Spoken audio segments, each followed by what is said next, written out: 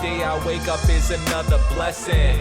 Thankful every second, getting God's protection. I lost connection in the desert, I had no reception. But in that time alone, I probably learned 1,000 lessons. I used my time for introspection and some self-reflection, and analyzed a couple ways to conquer my depression. Everything doesn't happen the way we plan it to, but if we harvest energy, then we can plan it too. So take a look in my eyes, that's where the story... All right, we are back with another reaction. Got Moist Critical over here giving us some information on the new Dr. Disrespect game. Apparently, there's a huge problem with it. People have been getting at him on Twitch and whatnot, I've been hearing. So let's hear what the problem is with the Dr. Disrespect game. That Dr. Disrespect has been working on a game for quite some time right now.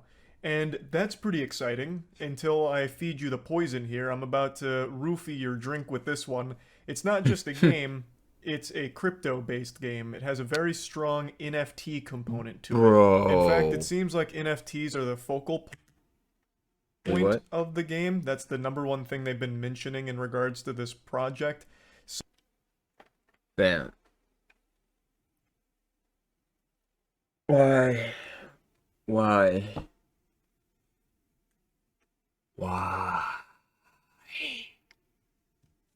So it's a play to earn experience, and these buzzwords, NFT, play to earn, crypto, are beyond detrimental to the hype of any project in 2023. People run away faster when they hear NFT than if they had heard someone shout bomb in an airport. It is a very negative implication when that word's tossed around, because it's become so synonymous with scams and people losing their money or getting deceived by NFTs in the crypto space.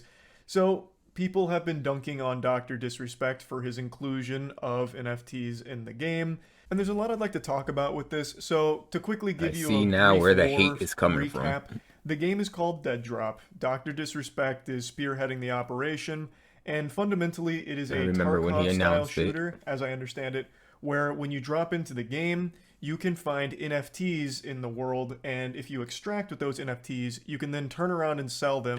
For those that don't know Tarkov, it's like the DMZ mode in the new Warzone. On the blockchain, so you can make legitimate money through playing the game. It's a free-to-play game, and you don't have to use it as like a... And I can't think of anything else that's like it. I was just trying, but money-making thing, but you can. The concept is cool, but I'm sure a lot of you that have your thinking caps on may have already identified a glaring issue with the entire core idea of it. But before really diving into the meat of it, I'd like to at least say, I always appreciate and applaud creators who go into different areas and try and create bigger things and make wild content, big projects. I always think that's great. And I'll shamelessly plug real quick, speaking of creators doing bigger projects, Godslap, issue 3's out right now. Issue 3 just dropped, baby. It's available at godslapbook.com. I've been thinking of getting that. Also, issue 1 and 2 are of course still for sale there, and we have the 2 variant covers for issue 3 as well. So issue 3's out, go get it, godslapbook.com, baby. Read the best comic ever made. So I'm happy Dr. Disrespect is making this game, and I don't think it's going to turn out to be a scam. Hopefully this statement doesn't age like festering dog shit in 2 years when the game drops or whenever. But I just can't imagine that he would blatantly scam his audience, because it would be career suicide. And I just feel like there's no way he wouldn't recognize this. It really feels like he wanted to set out to create like a really unique game and experience, but overlooked a lot of obvious problems that'll come from this.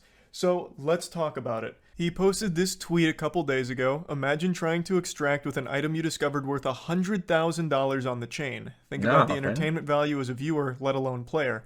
A new PvP experience is upon us. Bro. The concept of digital collectibles in an online game is so exciting to me, especially an extraction type of game. People saying scam and are just brain-dead headline followers. Same people that spend a ton on skins for an annual release game. Same skins everyone has too. Now, let's really peel apart this onion here. You've got to be huffing a fucking unreal amount of shungite to think for even 1 second with $100,000 on the line in your game that people won't cheat. cheating is going to be a full-time occupation. It will become a real job to cheat in his game if there are items worth up to $100,000. Even if the items only go up to like $500, it'd be stupid not to cheat. You get cheats for fucking $10 and then try and steal items off players that are worth hundreds. It's a no-brainer. And in the crypto space, this is very common with something like Axie Infinity. Axie Infinity is a play-to-earn crypto game where the more you play, the more money you can earn. And do you know what's happened? It's become an absolute goddamn fucking disgusting, yucky cesspool of cheating, exploitation. There is an entire market for people paying less than a minimum wage. This guy's hilarious. Disgusting. Overseas to have workers full-time grind Axie Infinity for them so they can make money off of it. Really? And not only that, they had this That's big how profitable hack it is? where they lost $600 million. I'm going to say hack in air quotes here. I'm using that term real loosey-goosey because it's a very shady situation. They just so happen to get hacked and lose $600 million in the process. So more like Haxie Infinity, am I right? And this is a game worth billions. Meanwhile, Dr. Disrespect does not have billions behind his game. So how the fuck is he going to prevent something like that from happening in his? The point is, in the play-to-earn space, there is a lot of bad actors. In fact, there aren't any normal players left, really, for like Axie Infinity, for example. I'm sure there's like a couple pockets, a couple of holdouts, people playing for fun, but it's very rare. It is mainly just this stinky vehicle for exploitation and making money off the play-to-earn model with as little effort as possible. It's pretty gross. So that is absolutely going to be the case in Dr. Disrespect's game, where the only people playing are going to be the ones exploiting it for money-making purposes. Dr. Disrespect seems to believe that because it's free to play and will hopefully be fun to play, it'll incentivize players to hop in the crucible with their boys, normal gamers like you and me, red-blooded, Gabe Newell worshiping gamers. They're going to be the ones playing my game, not the... Like, doesn't he complain about cheaters in Warzone all the time? And that's a free-to-play game? And it has no NFT crypto stuff in it?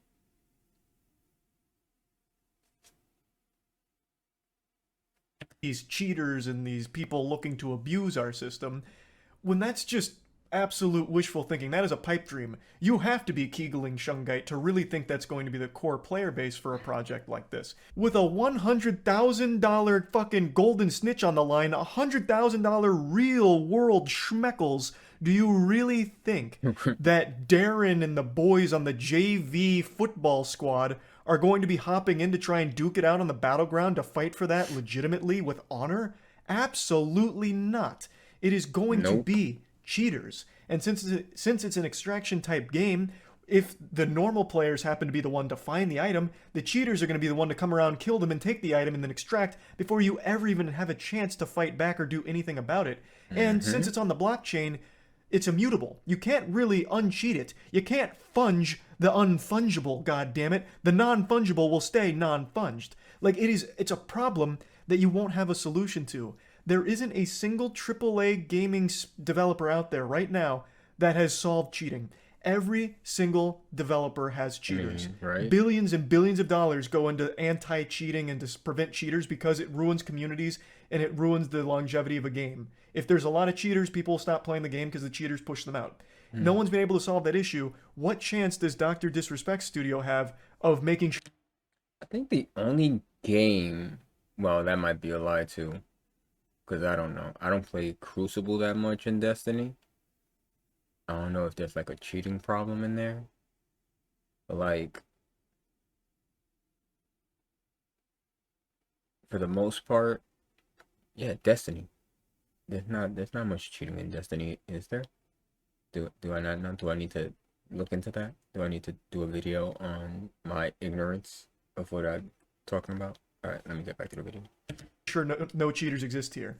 And with this kind of money on the line, can you imagine the frustration, the misery, and the unbearable sinking feeling of finding an expensive item only to have it taken from you by someone that's playing unfair? It's an experience that is going to be completely new here. He's not wrong. This will be a new PvP experience, but it's the worst possible one because you won't be able to combat cheaters. It just can't happen. People are cheating all the time in every game where it doesn't even matter. Games that don't even have like a ranking system or a leaderboard or anything, people still cheat in. Can you imagine how many people are going to cheat in a game where you're literally incentivized to do so monetarily? It's going to be nonstop. You won't have normal players because they're going to be pushed out by the bad actors that are playing the game for nefarious purposes and just greed, playing it to make that money, so they're doing everything possible to cheat and get those items to sell for money. Now let's take for example a game like Counter-Strike, where you can make like an actual full-time living through selling skins in that game. But the difference is, you're not actually earning the skins in-game. You're not competing over the same skin in a match, right? So you're not having to worry about cheaters, which there are a ton of cheaters in Counter-Strike, obviously, but they're not cheating in order to get skins through playing the game. Whereas here, the thing you're competing for is literally real-world money. So it's completely different. The way you make money in Counter-Strike is you're getting cases, you're getting keys, and you're hoping that you get good rolls on your skin, or you're doing some other shady shit under the table for skins, playing a video game and making real world money itself through playing against other players. Whereas here, you're going head to head for those NFTs that are worth the money. It's a completely different landscape. And when asked why he's chosen to have it be blockchain stored digital items as opposed to a server-side storage like CSGO, he replied saying that he likes the idea of having the digital collectibles have functionality in a different game that comes out 7 years later.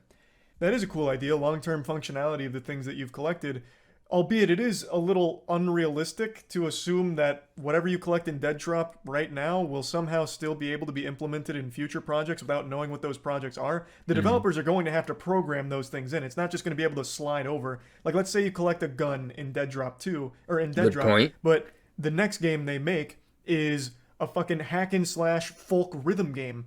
How the fuck is that gun that you've collected in Dead Drop going to somehow make its way into that game? They need to program it, right? That's a lot of development heavy lifting to implement 7-year-old items into a modern game that they're working on that there's really no crossover and probably no actual usage for. But it is a cool idea, and let's say they do decide that it's worth that time investment. This is an idea that can completely work without the blockchain entirely. We'll use Counter-Strike as another easy example. If I wanted my CSGO skins to translate over to CSGO 2 that comes out 7 years from now or whatever, they can deem it worth it to program a way of having those skins be in CSGO 2. It would just take development effort, just like it would in the NFT example. Like, the blockchain just provides the receipts to verify who owns what, but you can verify that outside of the blockchain too. You'd verify my CSGO skins right now for CSGO 2, be like, okay, he owns this, this, and this, and here's what we've done to program them into CSGO 2. Like, you don't need it to be NFTs. It can't exist without it. Overall, I don't think this game is a designed scam. This isn't Dr. Disrespect trying to fuck his audience or anything. I really think he wanted to create something special and very ambitious. I mean, and yeah, he liked the but idea, as most people would. I mean, yeah, but you gotta be realistic, bro. Like,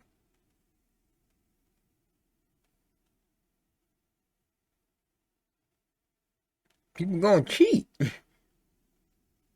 Period. Like, and if I got something that's worth $100,000 and it gets stolen from me because of cheaters, nah, son, I'm suing. That guy was a cheater. That $100,000 is supposed to be mine. Like, how do you not foresee lawsuits happening here? This is gonna be crazy. Of being able to play a game and make a living through playing that game. Like, who doesn't love that as a concept? But all of this assumes that everyone's going to be playing fair. And when it comes to money, when you're putting monetary value on the hours you play that game and the items you find, people are going to take the easiest path to get that money. And it'd be stupid not to, honestly, with $100,000 on the line for some of these items, apparently. Now, was he just saying that, you know, whimsically to, you know,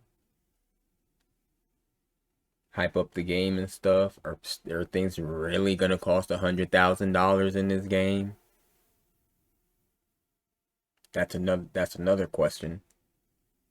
Everyone is going to be trying to cheat to get those items.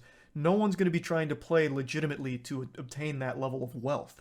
Nope. And I don't blame them for wanting to cheat for that. That's a life-changing amount of money in this game. But yeah, anyway, I just wanted to talk about this a little bit because it's clearly a huge issue with the project entirely, and I haven't seen a great explanation for how they plan on combating the cheating that would come from all of this. So it seems like an impossible task to ensure no cheaters exist in a game like this. But anyway, that's really about it. See ya. Dude. Like, yeah, I don't understand why you would believe you would have no problems with this game at all. Like, I foresee if this drops and there's no like strong anti-cheat with it, yeah, I don't know, man. Well, tell me what y'all think in the comments. Is this a scam? Is that disrespect scamming people? Do you think he's really heartfelt with this game? Or is he just trying to make this money out here? You know what I mean? Tell me what you think. I'm gonna link the video in the description. So go give it a check it out, give it a like, all that good stuff.